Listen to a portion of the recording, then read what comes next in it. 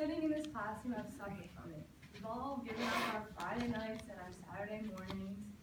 We're sitting down in the classroom, surrounded by our peers, filling out bubble sheets, and scrambling to finish the test in time. Now think about how less stressful those couple months of preparing for college would have been if we did not have to worry about retaking the SAT or getting the score needed by a particular school. Many students, like myself, dread sitting in a classroom for hours, using a number 2 pencil, and often find these tests useless. I can personally admit that I was one of those students that fell into the illusion of receiving that perfect score. I remember I was getting so frustrated because each time I took the SAT, I was getting such a similar score from the following time.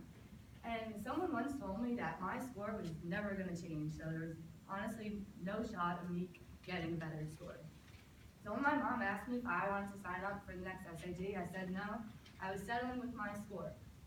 Today I want to talk to you guys about the major problems with this money objective test, and I want to introduce you to a solution for this test. So according to a New York Times article, children with more educational opportunities tend to do better on the SAT or ACT. Now, this is a chart that shows, on the left, family income increasing with the scores of SAT increasing. So obviously there is a high correlation between the both. Children's scores depict whether they are able to get more educational opportunities based on whether they live in a wealthy or an impoverished community. Now, this is a theme that most people know, that students will never receive an equal opportunity in education. And students also will never start in the same place. So poor students are at a disadvantage. Now, I'm not saying that students who suffer or in a very low economic background will not succeed, because many students do succeed and they can succeed with great knowledge and great motivation. But I'm saying that money is just a huge factor in this problem. Money can buy those preparation books and tutors and specialized classes and college counselors too. And the SAT itself costs about $50, and most people don't take the SAT once. They are often unsatisfied with their score and end up taking the test more than once.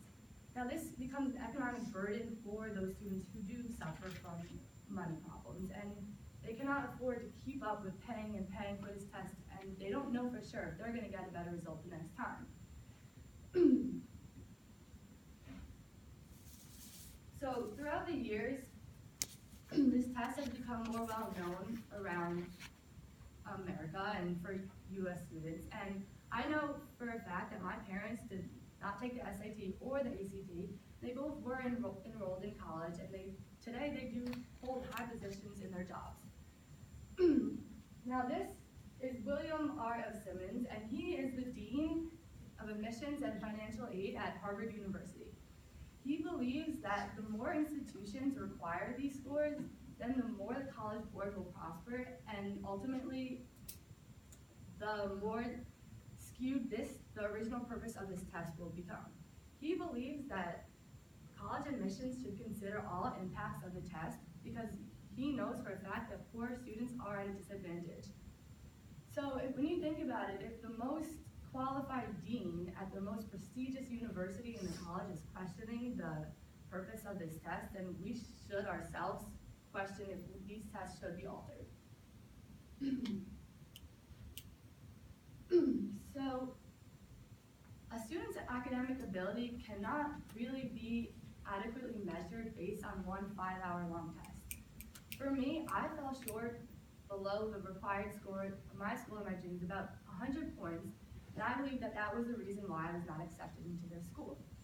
I had a good enough GPA for the school. I was involved in sports all 3 seasons, and I did clubs, I volunteered, I did everything I needed to do.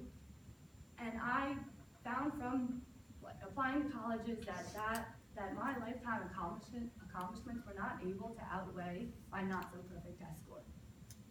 Standardized tests were created to test a student in a particular learning area. However, the problem with this is that these tests are so structured and so limited that the college admissions fail to consider the amount of information we actually do contain. The 4 years of high school show so much more about a student's work performance than a forced sit-down test. Also, I do believe that some students are not good test takers, and some students aren't good public speakers, and that's for you to judge for me. But anyways, I do think that that colleges need to consider all aspects of a personal life. Throughout the 4 years of high school, students overcome so many different obstacles, and that shapes the work of a college student, in high school, and it also shapes how a student's going to perform in a college classroom or as a future leader. Now, I have a personal story. My brother was given the opportunity to take the SAT. He was highly dyslexic, so my mom did not really push him that much with tutors and classes because it was a little hard for him. So they kind of pushed me, and they gave me tutors and classes, and I was very fortunate enough for that. There was this one time when I was sitting down with my tutor, and he's grading my math section, and I was sitting there patiently, and he looked over at me and said, "Amanda," I said, "Yes," and then he said, "You're getting the first couple of questions wrong and the last couple of questions right." And he said that I've been doing this for every math section that I've been completing. I honestly didn't see anything wrong with it, like, so what? I was getting a couple questions wrong, I was getting a couple questions right. And then he had told me, if you guys can remember, the first couple questions in the math section are pretty easy. They're simple, like algebra questions, I think, that we learned in probably 8th grade. And I was messing those up, and I was focusing so much on the long paragraph questions that are very time consuming.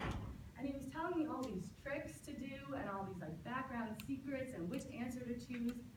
And it made me realize how much he wasn't actually teaching me the material. I wasn't learning more about math or English or writing. He was teaching me how to get around the test. And it made me question so much why I needed to even take the test. So this goes back to my two problems. That one, I was fortunate enough to have a very qualified tutor who knew so much about the SAT, and I was able to be given the secrets because I do stand in a status that I was able to be provided with. And two, my test performance did not show my academic ability. I knew how to do those questions, and I did get lucky somehow getting those last couple questions right. I don't know how, but I was.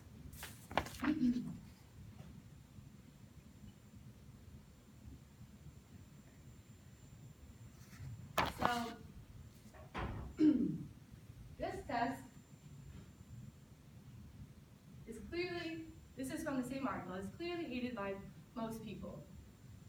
I'm offering a change for this test because I think that it is so unrealistic for us to know so much on this test that we didn't even learn in high school. I believe that we should be tested on works that we did complete, like such as historical content or reading assignments that we did complete in high school that are provided on the test, because many students don't know what they're going into on this test because they're so stranded and crazy vocabulary words that we don't even talk about now.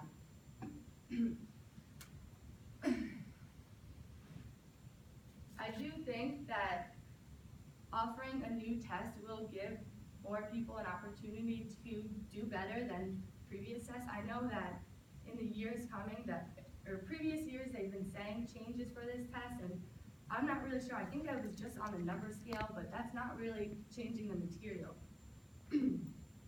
Now, you might be questioning why I'm talking about the SATs when clearly we've all completed them. I completed them. Why should I worry about them? I do believe our generation is all about change and about making things better for the future. And I think this is something that we can actually make a change about because it is something that will affect our future children, our future students, and our future leaders.